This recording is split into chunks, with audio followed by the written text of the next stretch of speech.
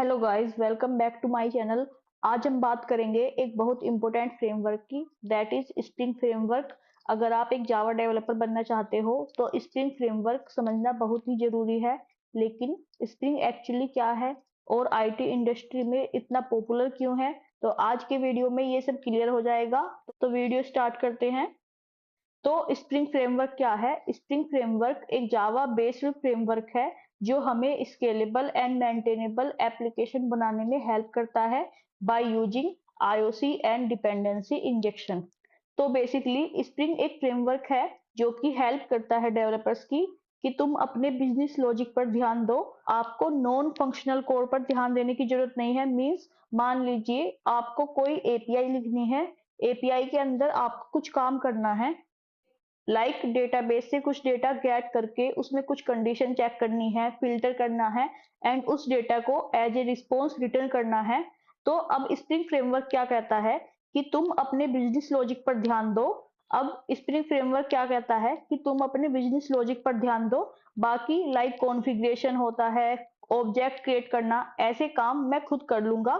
तो इससे डेवलपर का काम काफी इजी हो जाता है। तो स्प्रिंग जावा का एक वेरी पावरफुल टूल किट है जो कोडिंग कम लॉजिक पर ज्यादा ध्यान देने में हेल्प करता है।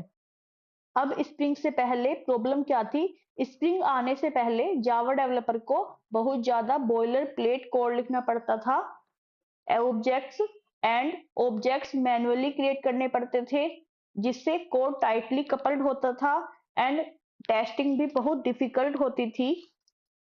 जैसे फॉर एग्जाम्पल, स्प्रिंग से पहले हम किसी ऑब्जेक्ट को कैसे क्रिएट करते थे? जैसे हमें कार का ऑब्जेक्ट क्रिएट करना है तो हम कैसे करेंगे?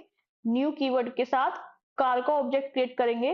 अब स्प्रिंग हमें इसके लिए क्या सॉल्यूशन देता है? Dependency injection. डिपेंडेंसी इंजेक्शन के थ्रू हम ऑटोवायर यूज करके अब हम कार का ऑब्जेक्ट क्रिएट कर सकते हैं।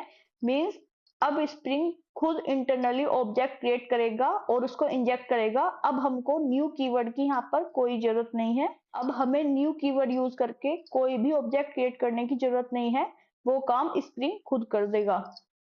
स्प्रिंग आने से पहले एक्सएमएल फाइल यूज होती थी कॉन्फ़िगरेशन के लिए, बट अब एनोटेशन बेस्ड कॉन्फ़िगरेशन कर सकते हैं, जावा बेस्ड कॉन्फ़िगरेशन कर सकते हैं। अब हमारे पास कॉन्फ़िगरेशन के लिए भी मल्टीपल तरीके हैं जो कि बॉयलर प्लेट कोड को कम करता है। अब नेक्स्ट है, स्प्रिंग फ्रेमवर्क में मल्टीपल मॉड्यूल्स होते हैं। तो स्प्रिंग कोर आईओसी और डिपेंडेंसी इंजेक्शन प्रोवाइड करता है जो ऑब्जेक्ट क्रिएशन और डिपेंडेंसी मैनेजमेंट को इजी बनाता है। सेकंड मॉड्यूल है spring MVC. Spring MVC web application और रेस्ट एपीआई बनाने में हेल्प करता है, जो रिक्वेस्ट रिस्पॉन्स के फ्लो को मैनेज करता है।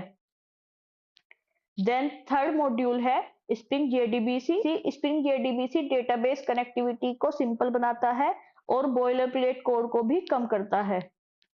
देन नेक्स्ट मॉड्यूल है स्प्रिंग ओआरएम।